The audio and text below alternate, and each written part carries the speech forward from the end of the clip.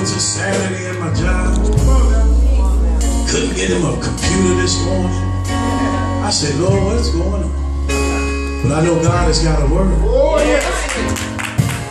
For me first. Amen. I just give honor to God on today, who's truly indeed the head of my life, his son Jesus. I thank God for my pastor, for this awesome opportunity. I thank God for the saints of this church. And then I thank God for my loving wife, my supportive wife, my beautiful wife. I just thank God for him. Amen. I promise I won't be before you long. I'm not a long-winded preacher. I get excited at times. But I tell you, when I'm getting into it, guys.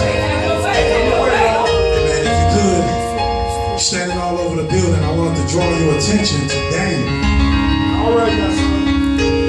Amen. We're going to go to the 6th chapter and the 16th verse.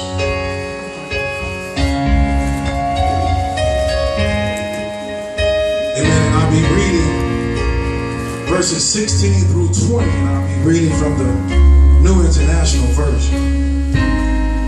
And it reads, so the king gave an order, and they brought Daniel and threw him in the lion's den.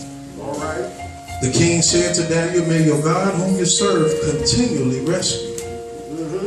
A stone was brought and placed over the mouth of the den. All right. And the king sealed it with his own signet ring and the ring of his nobles, so that Daniel's situation may not be changed. All right. All right. Then the king returned to his palace and spent the night without eating and without entertainment being brought to him, and he could not sleep. At the first light of dawn, the king got up and hurried to the lion's den. And when he came near the den, he called to Daniel in an anguished voice, Daniel, servant of the living God, has your God whom you serve continuously been able to rescue you from the lions? And I just wanted to take my thought real briefly from that verse 16. It says, so the king gave order, and they brought Daniel and threw him in the lion's den. I want you to look at your neighbor and tell your neighbor, neighbor. Neighbor. Oh, y'all too low. Say, neighbor. Neighbor. I'm coming out. I'm coming out Of the lion's den. of the lion's den. I'll turn to the other neighbor and say, neighbor. Neighbor. I'm coming out. I'm coming out Of the lion's den. of the Come on, give God some praise. You can have your seat.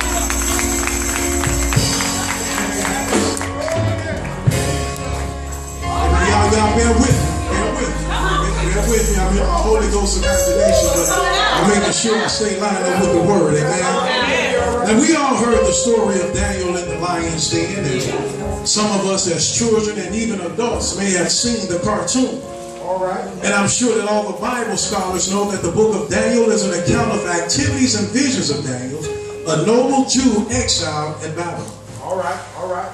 While reading this particular story in the Bible, I wanted to search just a little deeper and go a little further. But before I could, how many know that you need to go all the way back to the beginning to understand the truths of any text? All right. All right. So we all know that in the first chapter, it talks about Daniel's training in Babylon and how the king ordered his chief to bring into the king's service some Israelites from the royal family.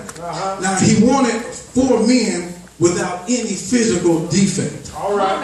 Amen. And he wanted 4 men that was handsome like myself. All right. Showing aptitude for every kind of learning, well informed, quick to understand, and qualified to serve in the king's palace. All right. He was to teach them the language and literature of the Babylonians. The king also assigned them daily amount of food and wine from the king's table, meaning that during their training, and they were to be trained for 3 years. Now, how many know that that number 3 stands for divine completeness and perfection? Now, during their training, they were able to eat from the king's table, meaning they were able to enjoy the food and the wine. All right. Amen. Now, we know that among those who were chosen from Judah were Daniel, Shadrach, Meshach, and Abednego. But Daniel reserved not to defile himself with the royal food and wine, and he asked the chief official for permission not to defile himself in this way. Meaning, you know what defile means, he just didn't want to be spoiled. All right. Now God had already put on a servant's heart to show favor and compassion to Daniel,